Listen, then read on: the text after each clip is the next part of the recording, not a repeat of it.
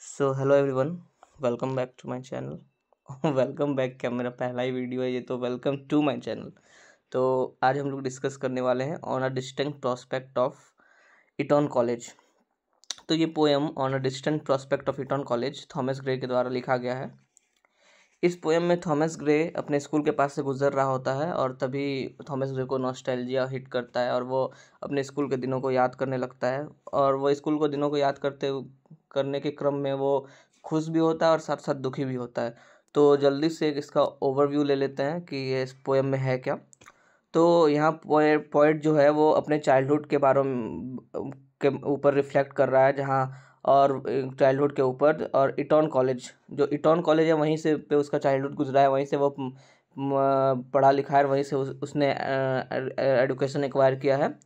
तो the poet reflects on his childhood at Eton College and compares it with the painful journey of adult life. तो यहाँ पे जो poet जो है वो अपने चाइल्डहुड के ऊपर रिफ्लेक्ट कर रहा है, गौर प्रकाश डाल रहा है, और वह बता रहा है कि कैसे चाइल्डहुड में लाइफ आसान था, लेकिन जैसे वो ग्रो हुआ, जैसे वो बड़ा हुआ, तो लाइफ कैसे डिफिकल्ट होते चला गया।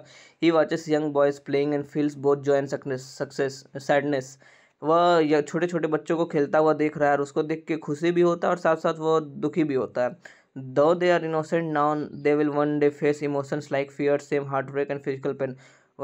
पॉइंट कहता है कि भले ही वह अभी मासूम है, लेकिन एक दिन वह जब बड़ा होगा तो उसे डर का सामना, बेइज्जती का सामना, हार्ट ब्रेक का सामना, और यहाँ तक कि फिजिकल यानी कि शारीरिक यातनाओं का भी सामना करना पड़ेगा। He ends the poem with the idea that sometimes not knowing the future is a blessing. वह कहता है कि कभी कभी कभार हम लोग को फ्यूचर के बारे में ना पता होना, या किसी चीज़ के बारे में ना पता होना ही अच्छा होता है, क्योंकि पता चलने के बाद बहुत बार होता है कि हम लोग को और ज़्यादा पेन होता है उस चीज़ को सोच सोच के। तो इसलिए sometimes not knowing the future is a blessing. तो आगे चलते हैं और स्टैंजा वन में जाते हैं। तो पॉइंट जो है वह विंडसोर हिल पर खड़ा है और वहाँ से वह अपने इटॉन कॉलेज को देख रहा है, जहाँ से उसने अपने एजुकेशन एक्वायर किया है। और he admires the tall towers and the beauty of the river Thames. वह वहाँ से खड़ा होकर टॉल टावर्स, जो स्कूल के अंदर जो एक टॉल टावर है, और beauty of the river Thames, जो थेम्स रिवर जो बगल से नदी जो जो बह रही है, उसको एडमायर करता है। He feels emotional and remembers the peaceful environment and his own school days. वह वहाँ पर खड़ा है और वह इमोशनल हो जाता है यह सोच सोच के, और वह याद करता है अपने पीसफुल मतलब शांतमयी इन्वायरमेंट और अपने स्कूल के दिनों के बारे में। He sees the place as sacred because it was founded by King Henry six. वह इस प्लेस को एक सैक्रेड होली प्लेस की तरह देखता है, क्योंकि यह जो प्लेस है किंग हेनरी सिक्स के द्वारा फाउंड किया गया था। फाउंडेशन इसका किंग हेनरी सिक्स के द्वारा ही रखा गया था। The calm setting hides the future pain that bring life. अब यहाँ पे जो काम सेटिंग है, सेटिंग मतलब वहाँ का जो इन्वायरमेंट है, जैसे कि नदियाँ बह रही है और इतना सुंदर स्कूल है, तो वह दिखा रहा है कि कैसे यहाँ का काम सेटिंग जो फ्यूचर पेन जो लाने वाला है, बच्चों के लाइफ में फ्यूचर पेन आने वाला है, उससे अभी वो लोग अनजान है। तो आगे चलते हैं स्टैंडर्ड टू में। तो स्टैंडर्ड टू में पॉइंट कहता है कि वह he feels both happy and sad. वह खुश भी होता है और सैड भी होता है। Happy because of the joyful memories of childhood and sad because those days are gone. Happy किस लिए? क्योंकि वह जॉयफुल मेमोरीज ऑफ चाइल्डहुड को याद कर रहा, अपने चाइल्डहुड के दिनों को, जब वह खुश था, एकदम बेफिक्रा था, उसे कोई चीज़ का टेंशन नहीं था। तो उस दिनों को याद करके वह खुश हो रहा है, लेकिन यह सोच के दुखी भी हो रहा है, क्योंकि वह दिन जा चुका है, अब वह चाइल्डहुड फिर से वापस नहीं आने वाला। He remembers walking freely in those fields without any worries और पेन। वह याद करता है कि कैसे वह स्कूल के फील्ड पर एकदम आराम से घूमता था, फिरता था, बिना कोई डर के, बिना कोई पेन के, एकदम आराम से वह मस्ती से खेलता था, पढ़ता था, लिखता था। It was a time of complete freedom and innocence. वह एक टाइम था जब पूरी आज़ादी थी उसके पास, और वो कितना भोला भाला था वो। नाउ दो सेम फील्ड सिम डिस्टेंस, लेकिन वह सेम फील्ड जो कि यद्यपि मतलब कि यहाँ देखिए कितनी अच्छी तरह से पॉइंट दिखा रहा है कि वह फील्ड उसके डिस्टेंट प्रोस्पेक्ट ऑफ व्यू से कितना मतलब नज़दीक है, लेकिन फिर भी वो बता रहा है कि वो उससे बहुत दूर है और अनरीचेबल है। क्यों? क्योंकि वो चाइल्डहुड तो चला गया है, अब भले वो फील्ड में चला जाएगा, लेकिन उस तरह का इनोसेंस, उस तरह का वरी फ्री लाइफ वो नहीं जी पाएगा। अब स्टैंडर्ड थ्री पे चलते हैं। The wind blowing from इटॉन brings back sweet memories. वहाँ से जो हवाएं बह रही है इटॉन से, वह उसके स्वीट मेमोरीज को वापस ला रहा है। He feels refreshed and joyful for a short time. वह एकदम रिफ्रेश्ड और जॉयफुल, खुशी महसूस करता है, लेकिन बहुत ही क्षणिक टाइम देर के लिए। It is as if he is living his younger days second spring. ऐसा लगता है कि वह अपने बचपन के दिनों को फिर से जी रहा है, a second spring in life. This memories help him escape his present worries. और यही मेमोरीज है जो वो अपने प्रेजेंट के वरीज, जो प्रेजेंट अभी जो उसके दिन हालात चल रहे, जो मुश्किल दिनों को है, उस वह सोचकर वो थोड़ा सा खुश हो लेता है, और उसको उसको दूर करने का कुछ भले ही क्षणिक टाइम के लिए, कुछ ही देर के लिए सही, लेकिन वह उससे छुटकारा पाता है। The Joy of the past still has a power of his heart. जो वह खुशी जो उसके पास्ट में था, उसके चाइल्डहुड में था, अभी तक उसका पावर उसके हार्ट पे है, क्योंकि वह अभी तक उसको खुशी दिलाता है। तो अब स्टैंजा 4 पे चलते हैं। The poet watches the young boys playing near the college. अब पोइट क्या है, वहाँ से यंग बच्चों को देख रहा है कि वह कॉलेज के फील्ड पर खेल रहा है। They are swimming, running, chasing hoops and playing with a ball. वो तैर रहे हैं, दौड़ रहे हैं, हुप्स खेल रहे हैं और जो बॉल के साथ खेल रहे हैं। He asked the river Thames who the new boys are now just as he once was. वह रिवर थेम्स से पूछता है कि वह यह नया लड़का कौन है, जैसे, और वैसे ही यह नया लड़का वैसा ही है जैसा वह एक समय हुआ करता था। Their games are full of life and laughter. उनका गेम्स जो है फुल ऑफ लाइफ एंड, मतलब पूरा विविड एंड लाइवली है और बहुत ही हंसी मजाक हो रहा है उसमें। They are unaware of the world struggles and enjoy every. अभी उन लोगों को बिल्कुल नहीं पता है कि उनके जीवन में आगे कितना दुख और कितना ट्रबल्स आने वाला है। वो सब इन चिंतन से दूर हैं और अपनी लाइफ को एंजॉय कर रहे हैं। तो स्टैंजा 5 में देखते हैं, some boys are not playing but studying seriously. हाँ, और यहाँ पे कुछ कुछ बच्चे खेल नहीं रहे हैं, बल्कि वह पढ़ाई कर रहे हैं। They are working hard trying to prepare for future success. वो बहुत ही मेहनत कर रहे हैं, किस लिए, क्योंकि उन्हें फ्यूचर में सक्सेस मिल सके। But they don't realise that adult life is much harder than they think. लेकिन उनको ये पता नहीं है कि एडल्ट लाइफ जो है बहुत ही ज़्यादा मुश्किल है, जितना उनको लगता है उससे ज़्यादा ही मुश्किल है। The poet sees his effort as sweet now compare to the future now. Poet जो है वो बच्चों का एफर्ट को स्वीट बताता है as compare to the future pain. The contrast between their innocent effort and real struggles is clear. अब यहाँ पे जो पॉइंट बताता है कि उनके जो इनोसेंट एफर्ट, मतलब वो भोले भाले बस वो मेहनत कर रहे हैं, लेकिन उनको पता नहीं है कि आगे क्या होगा, आगे कितनी मुश्किलें आएगी। उनके लिए ये है कि अगर अच्छे से पढ़ेंगे तो सब चीज़ हो जाएगा, लेकिन जो रियल स्ट्रगल है वो बहुत ही ज़्यादा अलग है। तो यही पॉइंट बताना चाह रहा है यहाँ पे। The poet knows that the boys will face many emotional troubles in life. अब पोइट बताता है कि बच्चे को बहुत ही इमोशनल ट्रबल्स फेस करना पड़ेगा लाइफ में। ही लिस्ट पेनफुल फीलिंग्स लाइक, वह पेनफुल फीलिंग्स बताता है जैसे कि एंगर, गुस्से का, फियर, डर का, सेम, बेइज्जती का, जलसी, जलनशीलता का, and heart break. Even heart break का भी सामना करना पड़ेगा। This emotions will harm them deeply and take away their peace. और यह जो इमोशंस है ये उनको बहुत ही बुरी तरह से हार्म करेगा और उनके पीस को उनसे दूर कर देगा। The mind will be filled with worries and sadness. जो दिमाग जो है पूरा वरीज, टेंशन और दुख से भर जाएगा। The joyful days of youth will turn into painful adult years.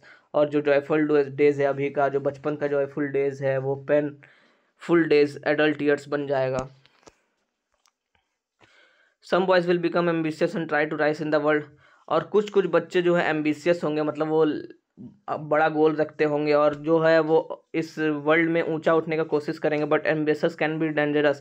लेकिन पॉइंट बताता है कि एम्बिशियस होना अच्छी बात है, लेकिन कभी कभी एम्बिशन बहुत ही डेंजरस हो सकता है। It can lead to failure and shame. वह बताता है कि कभी कभी एम्बिशन पूरा ना होने पर हम लोग जब फेल होते हैं तो उस समय इसके वजह से बहुत शर्मिंदगी महसूस होती है। सक्सेस में bring more pressure and disappointment. और कभी कभी कभार सक्सेस जो है बहुत ज़्यादा डिसअपॉइंटमेंट और प्रेशर भी ला देता है, क्योंकि कभी कभार हम लोग देखते हैं कि जैसे कि अभी आपने हाल में ही देखा हो कि शुभमन गिल ने जैसे कि एक टेस्ट मैच में दोनों इनिंग्स में शतक लगाया, लेकिन जब उससे एक्सपेक्टेशंस कितना हाई हो गया, तो इससे मतलब सक्सेस तो मिला लेकिन खुशी तो मिला ही मिला, लेकिन उसके साथ क्या हुआ, बहुत ज़्यादा प्रेशर उसके ऊपर आ गया और वो अगले मैच में परफॉर्म नहीं कर पाए। तो वही यहाँ पॉइंट बताना चाह रहा है। दोस्त हु फॉल में फेस इंसल्ट्स एंड पब्लिक फेलवर। और जो फेल होते हैं उनको इंसल्ट और पब्लिक फेलवर का सामना करना पड़ता है। The point wants that dreams do not always and well. और पॉइंट यहाँ बताता है कि हमेशा जो ड्रीम हम लोग देखते हैं वो ज़रूरी ही नहीं है कि पूरा हो जाए। मतलब कि बोलते हैं ना कि हर मूवी का हैप्पी एंडिंग नहीं होता, तो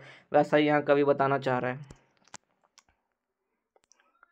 the boys may also face lies, betrayal and unkindness from others. बताता है कि ये बच्चे आगे चलकर एक दूसरे से झूठ, धोखा और दयाहीनता का भी सामना करना पड़ सकता है। They might regret their actions और feel pain from broken relationship.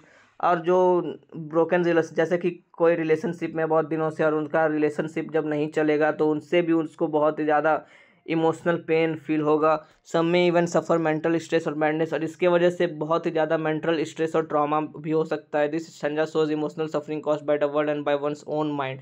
ये स्टैंजा बताता है कि कैसे दुनिया जो है बहुत ही जालिम है, और इसमें अगर रहना है तो आपको स्ट्रांग होना पड़ेगा, क्योंकि दुनिया आपको कदम कदम पर कठिनाइयों से भरा मिला पड़ेगा। और जो बताता है कि कैसे अगर एक अपने मन के ऊपर अगर कंट्रोल नहीं है तो कैसे आपका जीवन और ख़राब हो सकता है। It highlights how cruel life can be, दिखाता है कि लाइफ कितना क्रूअल, कितना निर्दयी हो सकता है। The point describes the physical troubles of growing older, और फिर अब पॉइंट यह भी बताता है कि बड़े होने के साथ साथ कैसे फिजिकल ट्रबल्स भी आता है। This include sickness, weakness, poverty and finally death. यह सिकनेस, बीमारी, वीकनेस, कमजोरी, पॉवर्टी, गरीबी, और फाइनली अंततः जीवन समाप्त हो जाता है। Old age slowly takes away strength and joy. जैसे जैसे उम्र बीतता चला जाता है, इंसान का जो है स्ट्रेंथ, ताकत और खुशियाँ मतलब पीछे छूटते जाता है। Life becomes harder over time and everyone must face this troubles. और लाइफ जो है दिन पर दिन बहुत ही मुश्किल होते जाता है, और इस सच्चाई से कोई मुंह नहीं मोड़ सकता, ये सबको फेस करना है एक दिन। The boys are moving towards this realities though they don't know it. और ये बताता है कि ये बच्चे धीरे धीरे वो बड़े हो रहे हैं और यही रियलिटीज़ के टुवर्ड्स वो मूव कर रहे हैं, लेकिन वो अब इनको यह चीज़ के बारे में बिल्कुल नहीं पता है। वह यह इन सब चीज़ों से बिल्कुल दूर है, और उनकी इनोसेंस जो है, अभी उन इनोसेंस और भोलेपन के कारण उनको ये सब चीज़ बिल्कुल भी नहीं पता है कि आगे उनकी लाइफ में क्या होने वाला और क्या नहीं। पॉइंट बताता है कि भले ही मतलब कि यह बताता है कि बच्चों को वो प्रोटेक्ट नहीं कर सकता। पॉइंट बोल रहा है कि उसको सब चीज़ पता है कि लाइफ में ऐसा आगे आने वाले समय में होगा, लेकिन वह चाहकर भी बच्चे को इस रियलिटी से नहीं बता सकता। हर एक बच्चे को इस चीज़ से के थ्रू गुजरना पड़ेगा और अपने से ही इसको फेस करके जीवन में आगे उठना होगा। He feels helpless but still cherishes memory. और वह यह सोचकर बहुत ही हेल्पलेस फील करता है, लेकिन फिर भी वह अपने मेमोरीज को चेरिश करता है, उसको सोच के, उसके बारे में सोच के खुश होता है। He ends by saying it is better not to know what lies ahead. और वह ये पोएम एंड करता है यह बोल के कि कभी कभार जो हमारे जीवन में आगे आने वाला है उसके बारे में ना सोचना ही अच्छा होता है, या उनके बारे में ना जानना ही ठीक होता है।